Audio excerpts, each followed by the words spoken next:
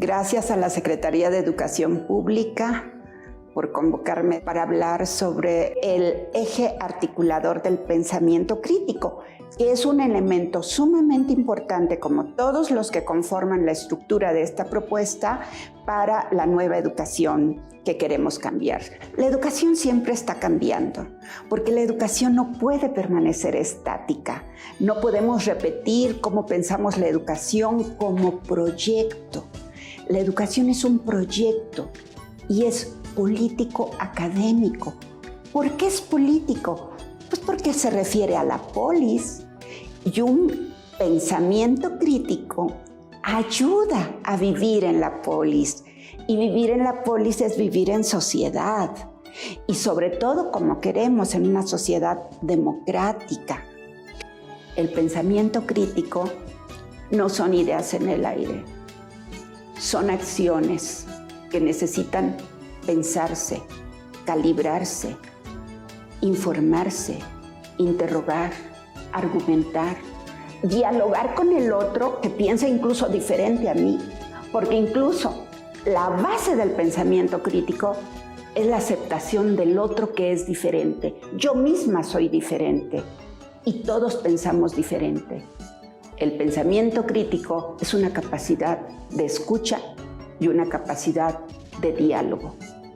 Y en el diálogo, conjuntamente, vamos construyendo nuestras razones que soportan a nuestro pensamiento crítico, que vamos a ejercer todos los días en la escuela para vivir mejor. ¿Cómo? Ejerciendo, y ahí entra el papel del maestro, acompañando a sus estudiantes según sus niveles educativos, según los lenguajes apropiados para acercarnos a dialogar a través del vínculo pedagógico con nuestros estudiantes, ellas y ellos, jóvenes, niños, niñas, dialogando con las familias. La pandemia nos acercó a las familias y las familias se acercaron a la escuela. Y ya se está construyendo ese vínculo pedagógico, que no nada más es el vínculo entre el maestro y el alumno, es el vínculo social entre todos los que participamos en los procesos educativos. ¿Cómo? Fomentando la capacidad de buscar información. Y ahí los maestros van a ejercer su capacidad de juicio crítico para llegar la información a sus estudiantes según los niveles, según los campos formativos que estén trabajando. Y en esos campos formativos y sus contenidos están atravesando los 7 ejes articuladores. Pensamiento crítico es uno de ellos, pero los ejes van agarrados de la mano, atravesando los contenidos y dándoles sentido y significado que los propios niños, con sus voces, le quieren otorgar. Y ahí está el maestro con su capacidad de juicio, con su capacidad de acompañamiento. Todas estas son prácticas del ejercicio del pensamiento crítico. El pensamiento crítico es actuación, es entrar en acciones con capacidad de juicio, con argumentación, con construcción de preguntas, de interrogantes. Y esas preguntas nos van a llevar a decidir qué contenidos vamos a poner el día de hoy en la práctica escolar. Con qué contenidos, con pensamiento crítico, vamos a construir los proyectos escolares.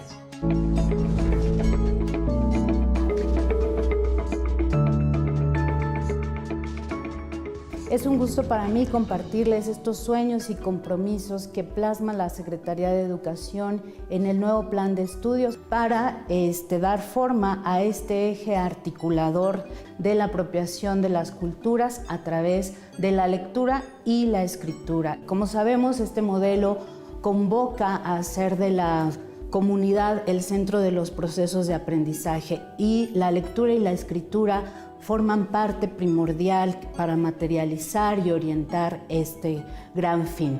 Este énfasis es muy importante porque remite que al hacer a la comunidad el centro de nuestros procesos de enseñanza-aprendizaje, vamos a seguir reforzando esta formación de habilidades lingüísticas, comunicativas, que empoderan y deconstruyen la capacidad de aprendizaje, pero también ayudar y enfocar a que los niños y las niñas puedan reconocer estas otras realidades, estos otros nosotros que somos en las distintas lenguas, en las distintas comunidades y en nuestra historia que podemos conocer y reconocer.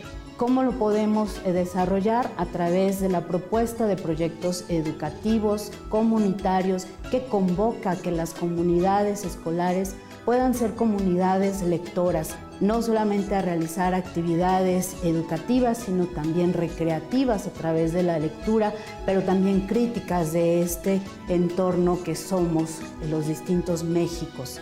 Por ello, buscamos que convoque a padres de familia, que convoque a los vecinos, que convoque a distintos actores a hacer una práctica recurrente, pues está comprobado que hacer de la lectura una práctica social, de compartir experiencias a partir de lecturas en voz alta, a partir de diálogos que retomen las comunidades de aprendizaje después de desarrollar su proyecto, es un aprendizaje de esta lectura que nos empodera, de nuestra propia cultura, buscando que la lectura sea esta experiencia comunitaria y reforzada con la escritura, ¿no?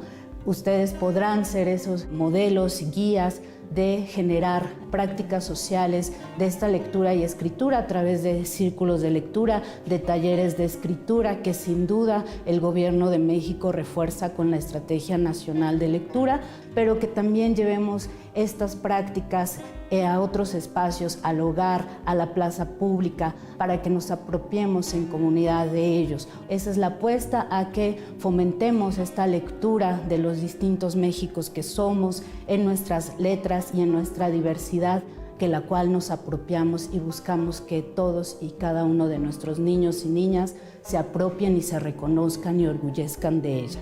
Los invitamos entonces a que ustedes sean ese modelo de lectura, ¿no? Un niño siempre va a recordar quién le enseñó a practicar esta lectura, así como la lectura en los hogares.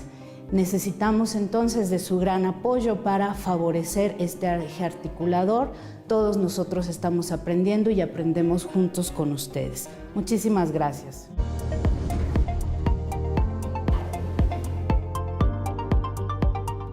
La nueva escuela mexicana nos ayuda a que podamos tomar la realidad. La vida saludable abarca diferentes aspectos. Uno de estos aspectos es la alimentación, pero también hay que tomar en cuenta que en la alimentación influye la cuestión emocional. Necesitamos una población que esté sana en cuerpo y mente. Y esto también a nivel del cuerpo, tanto la alimentación como el deporte, son elementos que nos van a llevar a un adecuado estado nutricional. ¿Por qué es importante el estado nutricional? Porque el estado nutricional es lo que nos lleva a que podamos mantenernos sanos o bien que se desarrollen enfermedades ligadas a la mala nutrición. Como nosotros empezamos a vincular nuestras emociones a cierto tipo de alimentos desde la niñez, desde la adolescencia, es muy importante que nuestra niñez, que nuestros niños, nuestras niñas, nuestros adolescentes sepan vincular a los alimentos correctos sus emociones. Necesitamos que ellos conozcan cuáles son esos alimentos saludables y cuáles son esos alimentos no saludables. Y no estamos hablando de una cuestión económica, una cuestión que digamos es caro comer sano.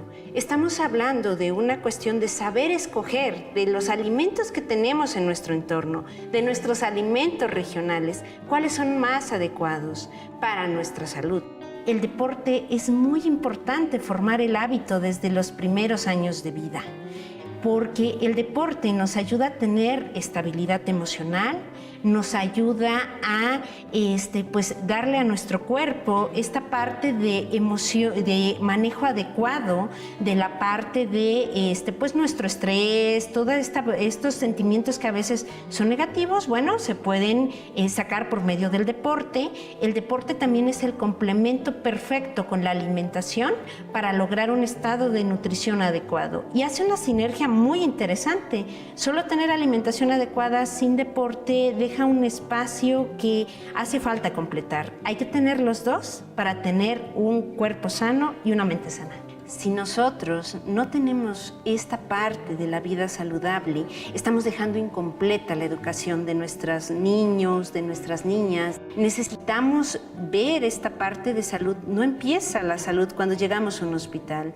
La salud empieza desde que nos formamos en la escuela, desde que estamos en este proceso de formación. Si aprendemos a tener los hábitos correctos, a romper ese círculo vicioso en el que nos ha metido nuestro entorno, desgraciadamente han habido factores de comercio que han influido más en lo que comemos que lo que es realmente bueno para nuestro cuerpo y para nuestra mente, incluso adictivos. Necesitamos que nuestros niños, nuestras niñas, nuestras adolescentes sepan qué alimentos son saludables, cuáles no, y que tengan las herramientas suficientes para poder hacer las elecciones correctas, para que esto pueda llevar a que cambien su realidad. Si logramos complementar una alimentación adecuada con la actividad física, evitamos el sobrepeso y la obesidad. Cuando en la edad adulta no se tiene ese peso adecuado, se desarrollan enfermedades crónicas, por ejemplo, diabetes, hipertensión, que son de los principales problemas que tenemos en nuestro sistema de salud. Es muy importante la comunidad y es muy importante la familia. De hecho, la familia es la que nos inculca nuestros primeros hábitos, pero si en la escuela podemos darles a adolescentes y a niños y a niñas, les podemos dar las herramientas para que a su familia lleven esta nueva información de qué es saludable y qué no es saludable, esto puede llevar a romper círculos viciosos. Necesitamos una niñez, una adolescencia saludable para poder tener mexicanos y mexicanas que puedan contribuir al desarrollo de nuestro país.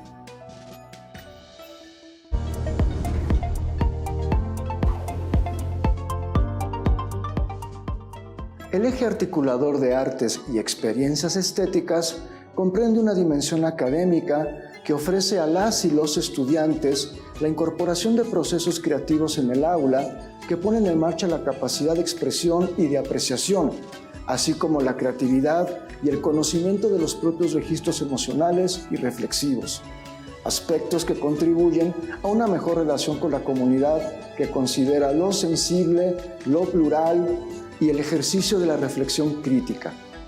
Este eje articulador busca que en los procesos de enseñanza y aprendizaje de los diferentes campos formativos se recupere la exploración sensible del mundo y se reconozca el valor formativo de las artes.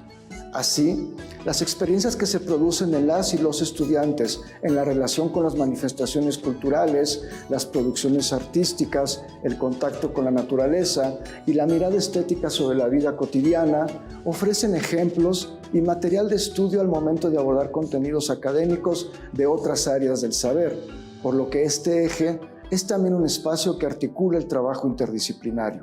Hace mención de las artes en plural, de acuerdo con los planteamientos de igualdad e inclusión descritos en la nueva escuela mexicana, según los cuales es necesario mantener un enfoque plural que no privilegie las bellas artes tradicionalmente estudiadas en Occidente, ni una concepción de la belleza centrada en los cánones europeos, sino que se pretende que al interior del aula se consideren como objeto de estudio también a las manifestaciones artísticas que tienen lugar en el entorno cotidiano de la comunidad estudiantil y las muchas formas en que aparece lo estético en el mundo. Asimismo, se habla de experiencias estéticas porque se contemplan, además de las artes, las vivencias de las y los estudiantes en relación a su entorno cultural, así como a los elementos estéticos presentes en su vida cotidiana. La relevancia de incluir a las artes y a la estética como un eje articulador radica en las posibilidades que ofrece el campo de la experiencia sensible del mundo a través del uso estético del cuerpo, el espacio y el tiempo, así como de las formas, sonidos, colores y texturas para despertar el pensamiento crítico y creativo, cultivar la imaginación y el sentido de comunidad en las y los estudiantes, así como el fomento a la capacidad expresiva. Esto se debe a que las experiencias estéticas con las artes, la naturaleza o con la vida cotidiana, por ejemplo, sensibilizan a las y los estudiantes, transformándolos en seres humanos críticos y conscientes de los procesos artísticos que tienen lugar en el mundo y en su comunidad. Para ello, se sugiere generar un ambiente escolar que considere la sensibilidad y propicie la creatividad en distintas áreas del saber como ámbitos plenos de experiencias significativas que desarrollan el pensamiento artístico y posibilitan el derecho humano a la experiencia estética. Más allá del ámbito de las artes, lo estético se refiere a una forma de relacionarse con el mundo, una propiedad del propio proceso de aprendizaje, así como a un ámbito de enseñanza en el que se coloca al centro el fomento a la capacidad creativa e imaginativa de las y los estudiantes. Se busca para ello que el docente en el aula propicie momentos de apreciación de las artes en sus diferentes manifestaciones y formatos, que fomente la producción de obras propias de las y los estudiantes, así como que contribuya a que consigan expresar sus juicios, emociones, sentimientos e ideas de una manera razonada y crítica al expresar sus emociones y realizar proyectos de trabajo que involucren a una o varias disciplinas. Acercar a las niñas y los niños desde temprana edad al goce y la producción del teatro, la escultura, la música, la danza, el juego, la pintura, los artefactos artísticos y la belleza natural, tiene la virtud de ampliar su espectro emocional y reflexivo, pues en esta clase de experiencias, las y los estudiantes se interrogan por sus sentimientos, por sus emociones, por sus sensaciones y por los pensamientos que conlleva la emoción estética.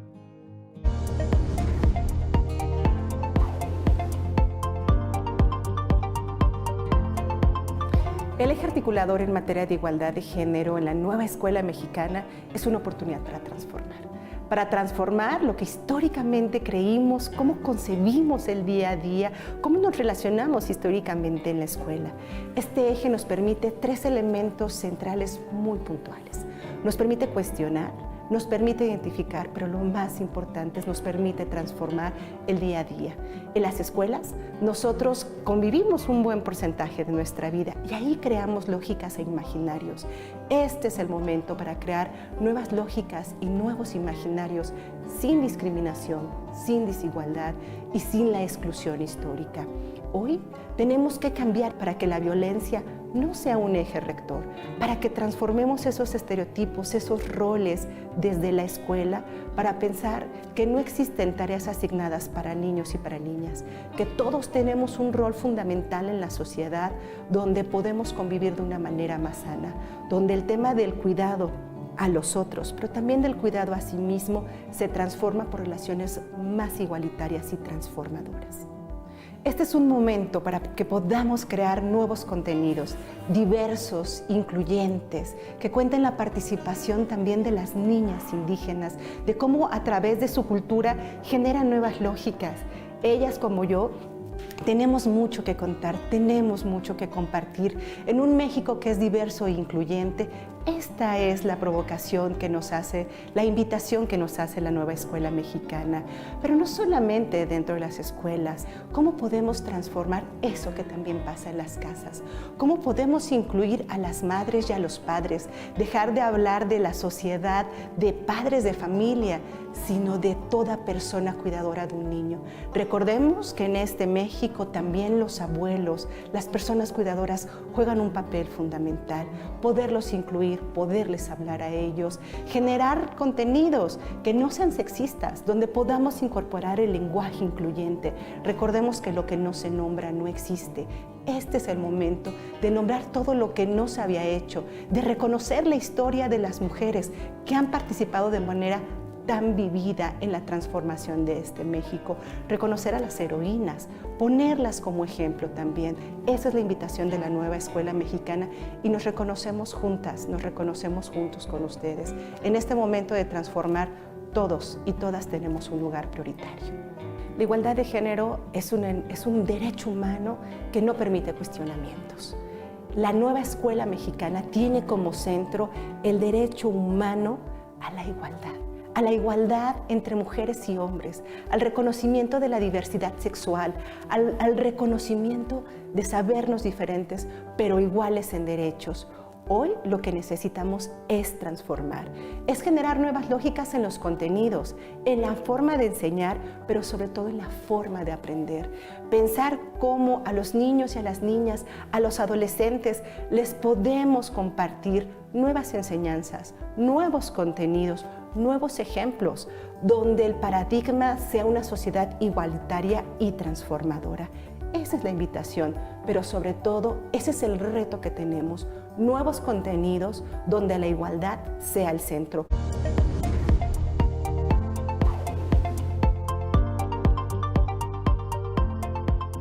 Inclusión es una articulación entre todos los demás ejes y lo podemos entender como una modificación fundamental de reconocer nuestras diferencias, de reconocernos como sujetos de derecho donde todos, todas tenemos la misma facultad, derecho, acceso, pero tenemos que transformar para ello el sistema educativo nacional. Es entonces una transformación que la nueva escuela mexicana está promoviendo para que los docentes, las familias, pero sobre todo poniendo al centro a las y a los estudiantes, participen en construir esos conocimientos y podamos identificar cuáles son aquellas condicionantes que puedan convertirse en barreras para los aprendizajes, para la participación y entonces desarrollar estrategias para erradicarlas. La inclusión, la equidad son muy importantes en la nueva escuela mexicana y en las propuestas de metodologías de enseñanza y de aprendizaje porque nos dan la posibilidad de atender a toda niña, a todo niño, entendiendo sus distintos ritmos de aprendizaje, estilos de aprendizaje, la articulación de diversas inteligencias que conviven también en esos procesos, pero sobre todo porque nos da la posibilidad de romper con la idea de una homogeneidad del estudiantado al cual muchas veces se dirige un docente pensando que todas, que todos vamos a aprender de la misma manera escuchando los mismos elementos. Y es importante porque al romper con esa visión homogénea empezamos a identificar los intereses, las particularidades, las condicionantes de cada una de nuestras situaciones. Implica atender muchos retos de naturaleza socioeconómica, cultural, lingüística, inclusive de cuestiones religiosas o de identidad personal, sexual, de género, que vienen a ser parte de la convivencia en el aula. Es importante porque si atendemos entonces, reconocemos esas diversidades y las convertimos en una forma de aprender desde y para la diversidad, podemos entonces abrir ese espacio a la participación y a los aprendizajes. Estamos abriendo un espacio para que se manifieste, para que se pueda desarrollar integralmente una persona con todo ese contexto que forma parte innegablemente de los procesos dentro de la escuela. Y eso lo hacen ya las maestras, los maestros. Tienen múltiples estrategias. Podemos trabajar con los estudiantes en la inclusión a partir de crear en el aula, en la escuela, en las comunidades, ejemplos de cómo trabajar esa diversidad como un factor de riqueza y de aprendizaje y de esos diálogos.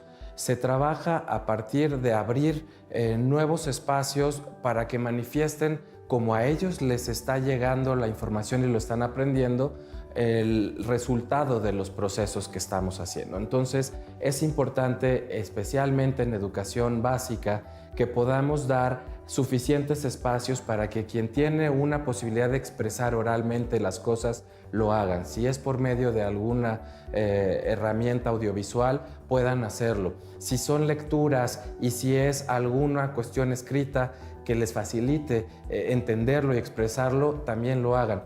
Pero es abrir un poco ese espacio para que los distintos estudiantes vean que sus compañeras, que sus compañeros tienen otras formas de aproximarse a esos aprendizajes, entender cuáles son las estrategias que les son más útiles a cada una, a cada uno, y también compartir con ellos qué otras herramientas les pudieran llegar a ser útiles. Es una mirada territorial en donde también se reconoce que las familias y las comunidades son parte de esa comunidad de aprendizaje y que entonces podemos traer otros elementos de dentro fuera del aula que nos están aportando a esa posibilidad de construir mayores, de compartir saberes, de construir conocimientos y de romper de nuevo con esta mirada homogénea de una transmisión lineal de saberes y de conocimientos. Aquí es importante hablar de nuevo de las barreras para el aprendizaje y la participación. Quien no se siente bienvenido, quien no se siente respetado, quien en el aula está siendo estigmatizado o tratado con ciertos estereotipos, frecuentemente va a ir cerrando el espacio de participación, va a ir dejando de aportar a ese colectivo, pero va a ir dejando también de aprovechar esas posibilidades de conocimiento. Entonces se trabaja a partir del respeto, de la tolerancia, la inclusión para la inclusión.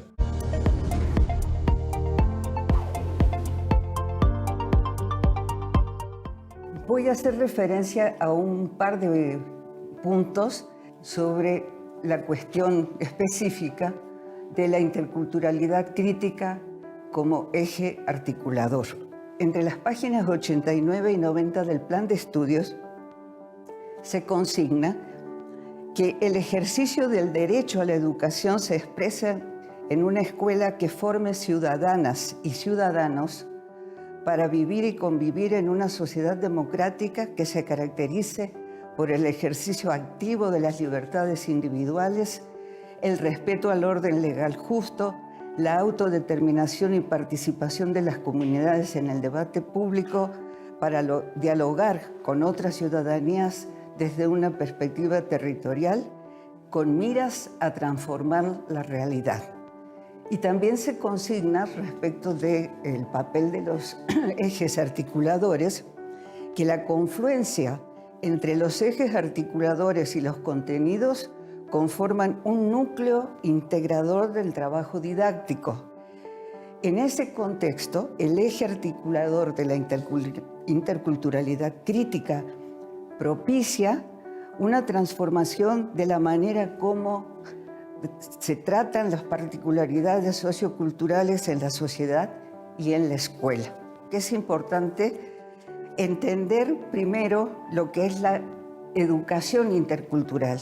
Y la educación intercultural no debe ser vista como un agregado a los contenidos del plan de estudio. O sea, es más una cuestión de concepción y de forma que de contenidos sobre la interculturalidad.